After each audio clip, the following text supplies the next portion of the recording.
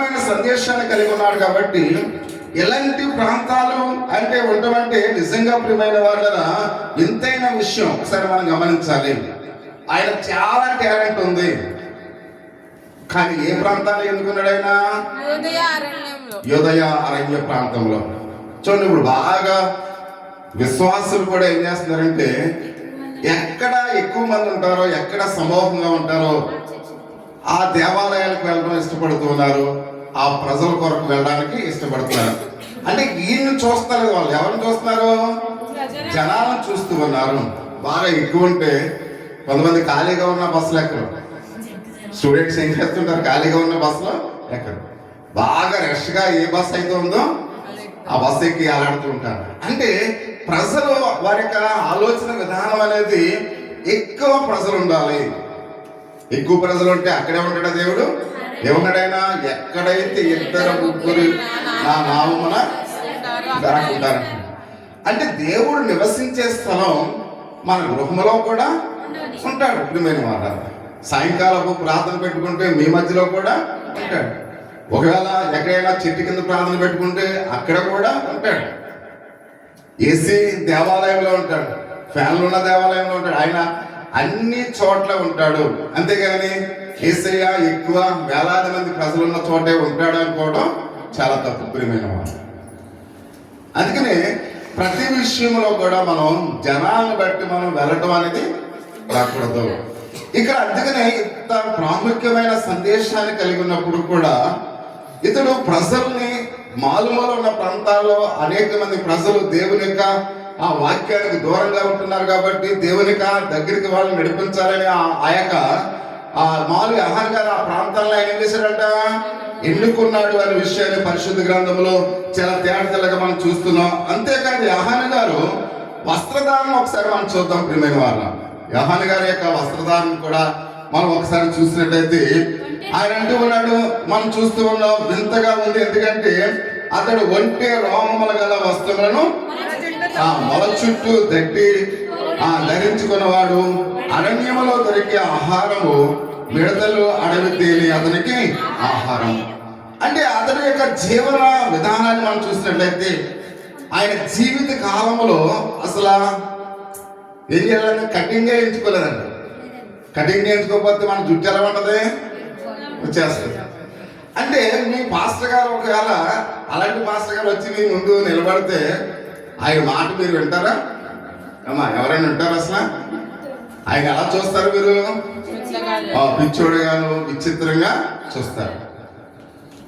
అంటే ఈయన వస్త్రధారణ అలా ఉంది.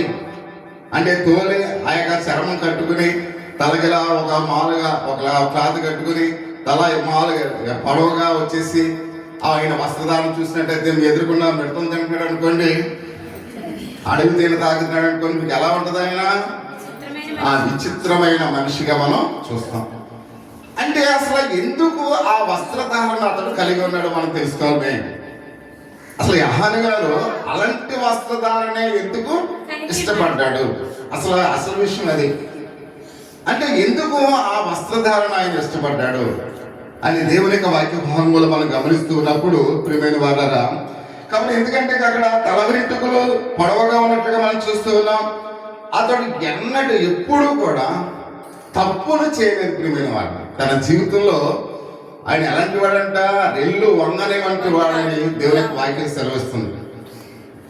ఉన్న మాటను వెంటనే ముఖం మీద చెప్పేవాడు. వాడు రాజైనా ప్రధాని అయినా అధికారి అయినా తప్పు చేస్తున్నప్పుడు నువ్వు చేస్తున్నది తప్పు అని చెప్పిన ఏకైక ప్రవక్త ఎవరో? యోహాను గారు. తన ప్రాణము పోతుందని తెలిసినప్పుడు కూడా రాజు చేసేది తప్పు అని ఖండించిన మహాను సేవకుడు. ప్రియమైన వాళ్ళు, అలాంటి వాళ్ళు చాలా అరుదుగా ఉంటారు. చాలా మంది యథార్థాన్ని చెప్పడానికి ఏం చేస్తారు? భయపడుతూ ఉంటారు. ఒకవేళ మనకేమైనా నష్టం జరుగుతుందేమో అని. కానీ యోహాను గారు ఏమాత్రం కూడా భయపడేవాడు కాదని బైబిల్ చాలా స్పష్టంగా చెప్తూ ఉంది. అంత మాత్రమే కాకుండా ఇక్కడ ఎందుకంటే యోహాను గారు ఎలా జీవిస్తూ ఉన్నాడు ఒకసారి మనం ఆలోచన చేస్తున్నప్పుడు అతడు చాలా గొప్ప వ్యక్తి కదా. ఎందుకంటే దేవుని చేత పంపబడిన వాడంటే సాధారణమైన వ్యక్తి కాదు, అతడు చాలా గొప్ప వ్యక్తి. కాబట్టి దేవుడే గొప్ప ప్రకటన అతని గురించి సాక్ష్యం ఇచ్చాడు. స్త్రీల కన్నా వారిలో యహాని కన్నా గొప్పవాడు లేడు. అంటే ఈ భూ ప్రపంచం మీద అనేక మంది స్త్రీలు అనేక మంది బిడ్డలు కన్నారు, కానీ ఆ బిడ్డలందరిలో కల్లా యహాని గారు ఒక ప్రత్యేకమైన వాడు అని మనం చూస్తూ ఉన్నాం. అతడు పుట్టినందున అందరూ సంతోషించారంటున్నాను వాళ్ళు. మనం కూడా పుట్టామంటే ఎవరైనా సంతోషపడుతూ ఉన్నారా? సంతోషపడాలంటే ప్రజలందరికీ యోగ్యమైన పనులు మనం చేయాలి. ఇలాంటి వాడు మరలా పుడితే బాగుండునని మనం చూసి అనేక మంది అనుకోవాలి, అంతేగాని ఇటు పోతే బాగుండునని ఎవరు కూడా అనుకోకూడదు. అంటే యహాని గారు పుట్టినందున అందరూ ఎందుకు సంతోషపడ్డారంటే యోధా జనాంగాన్ని ఆయన రక్షించాడు ప్రియమైన వాళ్ళ. అంటే ఇక్కడ మనం చూస్తూ ఉన్నాం, మనము కూడా ఇతరుల్ని రక్షించేవారుగా ఉండాలి, ఇతరులకు మనం సహాయపడేట్లుగా ఉండాలి. ఒకవేళ మనము ఆకలి వేస్తున్నప్పుడు ఎదుటివారు ఆకలితో ఉంటే మనము ఒక ముద్ద తక్కువ తిన్నా ఆ ముద్ద ఆకలిగా ఉన్నవాడికి మనం పెట్టాలి. అది బ్రతుకు ప్రియమైన మాట. అందుకని ఎదురుగా పెట్టుకుని మనము వాడికి చూస్తూ మన కడుపు నింపుకుంటే అది బ్రతుకు కాదు. అంటే అందరూ కూడా ఆహారంతో సమృద్ధిగా ఉండాలనే ఒక ప్రణాళిక మనం కలిగిన వారమై ఉండాలి. అంటే యహాని గారి యొక్క జీవితంలో మనం చూస్తూ ఉన్నాం. కాబట్టి ఆయన ఎందుకు ఆ విధమైన పౌరుషము కలిగిన వాడిగా ఉన్నాడు, ఆ విధంగా ఏ చెడ్డ కూడా ఆయన మీద లేకుండా ఉన్నాడు అనే విషయాన్ని పరిశుద్ధ గ్రంథంలో అయితే మనం చూస్తూ ఉన్నప్పుడు, కానీ వాక్య భాగంలో మనం గమనిస్తూ ఉన్నాం, దేవుని చేత పంపబడిన గొప్ప శక్తివంతమైన వ్యక్తి ప్రియమైన వాడు. ఆయన దేవుని చేత గొప్ప శక్తివంతుడిగా పంపబడిన వాడు అని పరిశుద్ధ గ్రంథంలో అయితే మనం చూస్తున్నాం. ఎందుకని మీరు అడగవచ్చు ప్రియమైన వాడు. కాబట్టి అలాంటి శక్తి కలిగిన వాడు, అలాంటి మంచివాడు, అలాంటి ప్రాముఖ్యమైన వాడు ఎలాంటి వస్త్రధారణ వేసుకున్నాడంటే, ఒక సీఎం గారు వేసుకునే బట్టలు వేలలో ఉంటాయి. వాళ్ళు వేసుకున్న బట్టలు, వాళ్ళ షూ ఖరీదే మామూలుగా లక్షల్లో ఉంటాయి. వాళ్ళు వాడే యొక్క ఫ్లైట్ కానీ వాళ్ళు వాడే ప్రతిదీ కూడా చాలా కాస్ట్లీ వాడుతూ ఉంటారు. అంటే కాబట్టి ఒక రాష్ట్రానికి ముఖ్యమంత్రిగా ఉన్న ముఖ్యమంత్రులే అంత ఖరీదైన వస్త్రధారణ, అంత ఖరీదైన భద్రత, అంత ఖరీదైన వాహనాలు వాడుతూ ఉంటే, దేవుని చేత పంపబడిన యహాని గారు ఒక సర్వసాధారణమైన మనుషుడిగా తన వస్త్రధారణ కలిగి ఉన్నట్లుగా మనం చూస్తూ ఉన్నాం. అంటే ఈ లోకంలో ఉన్న ముఖ్యమంత్రుల కన్నా ప్రధానుల కన్నా ఆయన చాలా గొప్పవాడు. కారణం ఏంటంటే మనుషులను రక్షించడానికి వచ్చిన దూతప్రియమైన వాడ. అంటే మనుషులను రక్షించడం అంటే సాధారణమైన విషయం కాదు. కేవలం మరణం నుండి రక్షించడం కాదు, నిత్యత్వములో పరలోక రాజ్యంలోనికి ఆ అందరిని నడిపించే గొప్ప సర్వశక్తివంతమైన అధికారంతో కూడిన శక్తి కలిగిన నామములో ఈ లోకానికి వచ్చిన దూత ఎవరు? యహాని గారు.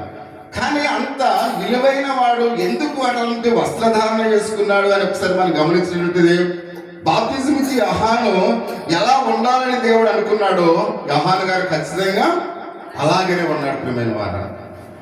అంటే ఒక సేవకుడు ఎలా ఉండాలో దేవుడే నిర్ణయిస్తాడు, దేవుడే నిర్ణయిస్తాడు. చూడ, ఒక ఇంటిలో ప్రాముఖ్యమైన ఇంటిని ప్రేమించే ఇంటి యజమాని తన వస్త్రాల గురించి ఆలోచించడు, తన వేసుకున్న జోలు కొరకు ఆలోచించడు.